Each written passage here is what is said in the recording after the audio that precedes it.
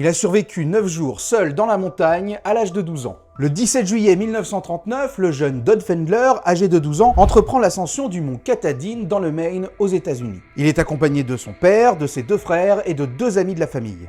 Voulant atteindre le sommet plus vite, il prend de l'avance sur son père et ses frères. Mais soudain, un épais brouillard enveloppe le pic et Don est désorienté. Au lieu de rester sur place et d'attendre, il s'aventure dans la forêt pour tenter de retrouver ses proches. Pendant 9 jours, Don erre sur environ 150 km à travers les forêts du Maine. En bon scout, il se souvient des conseils de son père et se met à suivre les petits ruisseaux en descendant les pentes, sachant qu'il finirait par rejoindre une rivière et la civilisation. Dans son périple, Don perd ses chaussures, son pantalon et sa chemise en tentant de traverser un ruisseau. Il dort dans un grand sac de jute qu'il a trouvé pour se protéger du froid la nuit et se nourrit de myrtilles et de fraises sauvages. Dans son errance, il croise des ours noirs et des cerfs. Le 25 juillet, Don aperçoit une ligne téléphonique et la suit jusqu'à un campement de chasse isolé. Il est déshydraté, couvert de piqûres d'insectes et a perdu 7 kilos. Mais sinon, il est indemne. Son histoire fait la une des journaux nationaux. Le président Franklin Roosevelt le décore même d'une médaille pour son courage. Il racontera son aventure dans le livre Perdu sur une montagne dans le Maine. Il meurt en 2016 à l'âge de 90 ans.